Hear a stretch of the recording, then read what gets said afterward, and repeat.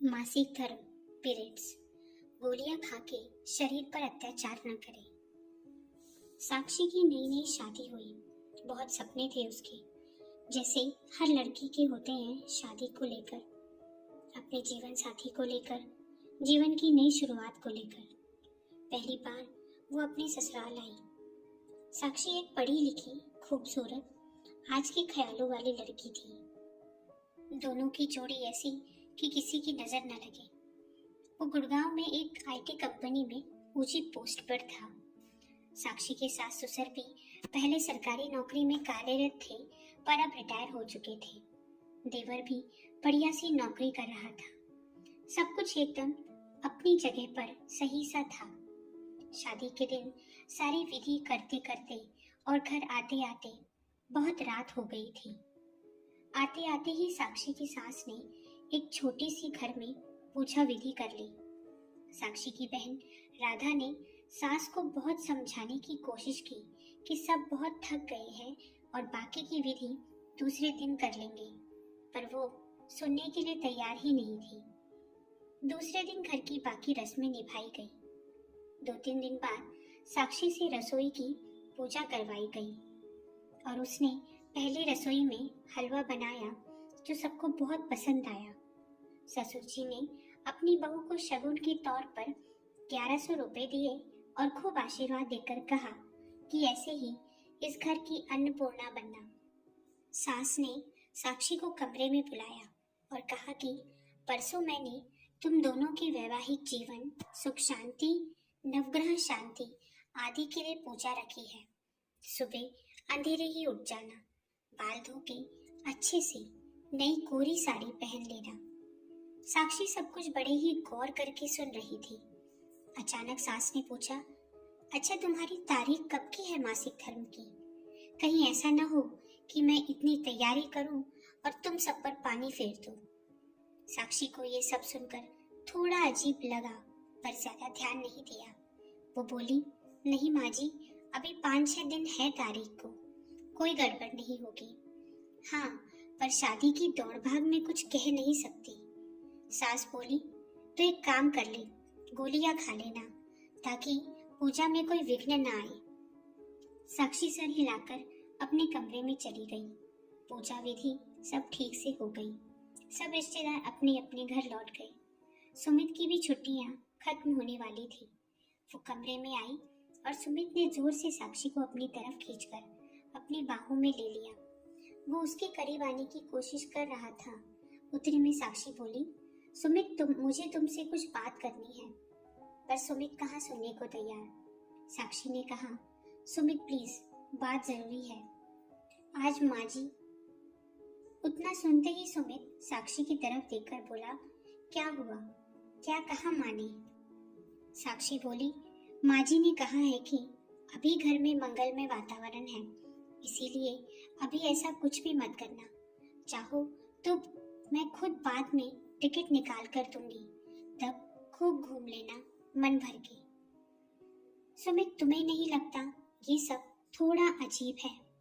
उतने पर सुमित ने कहा, साक्षी, माँ थोड़े से पुराने विचारों की है।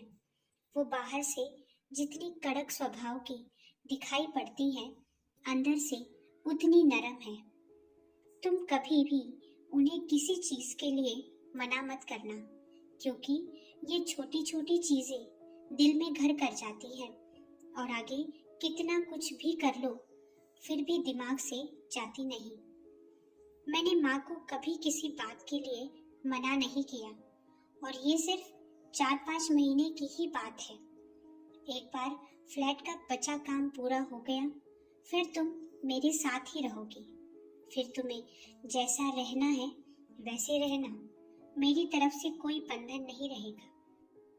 उसे सुमित की सारी बातें समझ आ गई और उसकी मम्मी ने भी यही समझाया था कि शुरुआत के कुछ दिन ससुराल वाले बोले वैसे ही करना, चाहे तुम्हारी इच्छा हो या न हो।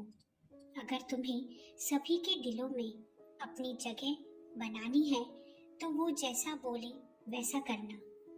5-6 दिन बाद सुमित चला गया। सब कुछ एकदम बढ़िया चल रहा था।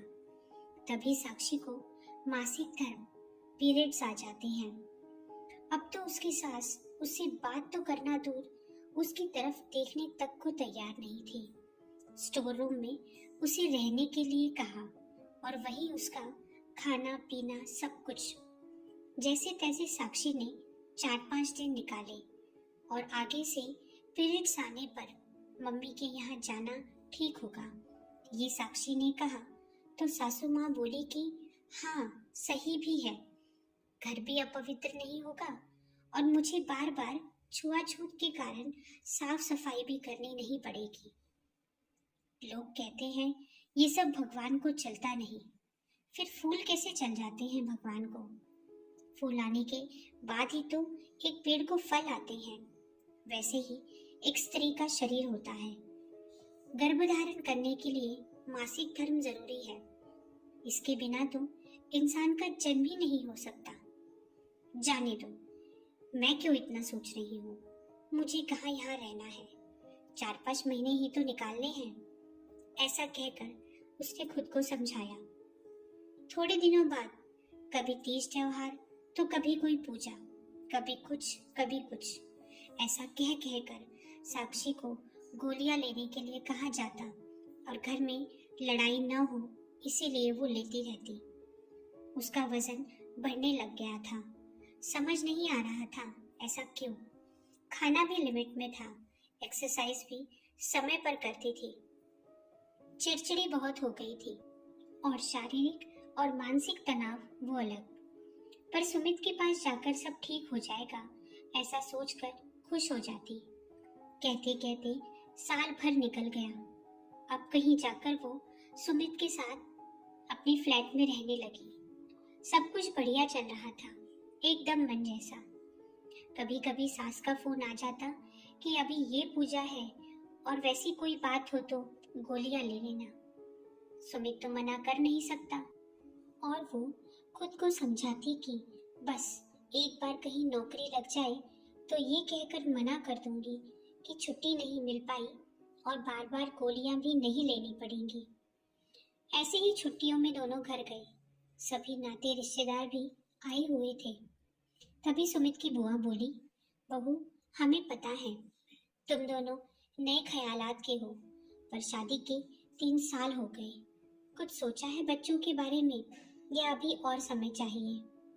भाभी तो भगवान के हाथ धोकर पीछे पड़ी रहती, पर कोई खुशखबरी मिलेगी ऐसा लग तो नहीं रहा। और सभी उनकी तरफ देख के हंसने लगे।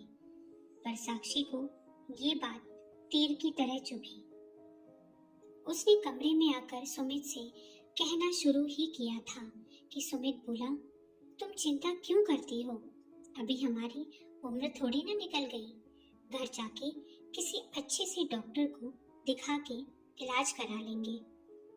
2 दिन बाद वे एक अच्छे गायनेक के पास गए। डॉक्टर ने बैठने के लिए कहा। उन्होंने डॉक्टर की सारी बातें विस्तार से बताई। इतने में डॉक्टर ने कहा कि पहले मुझे साक्षी तुम ये बताओ कि क्या तुम्हें हर महीने पीरियड्स आने में कोई प्रॉब्लम तो नहीं होती? साक्षी ने बताया कि उसे जरूरत पड़ने पर पीरियड्स आगे होने के लिए गोलियां लेनी पड़ती हैं। डॉक्टर गुस्से में बोली, क्या फायदा तुम्हारा पढ़ा लिखा होने का?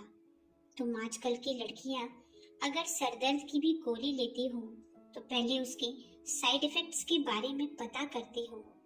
और तुमने तो साक्षी, मैं तुमसे क्या कहूँ अब? तुम्हें थोड़ी भी कल्पना है कि ये गोलियां लेकर इनका तुम्हारे शरीर पर कितना बुरा असर होता है? तुम्हारी फेलोपियन ट्यूब में ब्लॉकेजेस आ गए हैं इन गोलियों के कारण। और तो और शरीर में होने वाले हार्मोनल बदल के कारण तुम्हारी दोनों ओवरीज डैमेज हो गई हैं। तुम्हारे गर्भाशय में गांठें बन गई हैं। तुम्हारे माँ बनने के चांसेस कम से कम 90% तक कम हो गए हैं। फिर भी मैं कोशिश करूंगी। पहले गोलियां देकर देखती हूँ, अगर गांठें गल जाए तो, वरना तुम्हारा गर्भाशय निकालना पड़ेगा क्योंकि इन्फेक्शन भी फैल सकता है। ये बातें सुन सुनकर साक्षी के हाथ पैर ठंडे पड़ गए थे। सुमित का भी यही हाल था। उन्होंने सोचा भी नहीं होगा कि इसका परिणाम इतना भयानक होगा। वो गुस्से में उठी और डॉक्टर से बोली, मुझे पता है मुझे ये नहीं कहना चाहिए, लेकिन आप बताओ मुझे ऑपरेशन के लिए कब आना है। डॉक्टर बोली, आप ये क्या कह रही हो मिसेस साक्षी, और नहीं तो क्या, ना गर्भाशय रहेगा, ना पीरियड्स आएंगे और ना मेरे कारण किसी का घर अपवित्र होगा।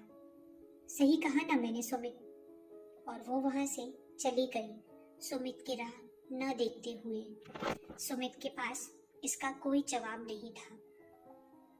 आज हम 21वीं सदी में जी रहे हैं। छुआछूत, अपवित्रता, ये सब बातें पहले हुआ करती थी और औरतों का अलग बैठना, उसके पीछे भी अनेक कारण थे।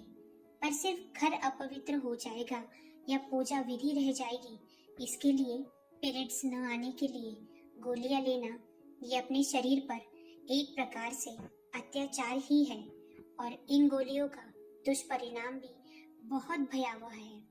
जो गलती साक्षी ने की वो आप न करें, बस यही गुजारिश है और यही कहानी के माध्यम से आप तक पहुंचाना था। कहानी कैसी लगी कमेंट बॉक्स में कमेंट करके ज़रूर बताना और चैनल को लाइक और सब्सक्राइब ज़रूर करना। धन्यवाद।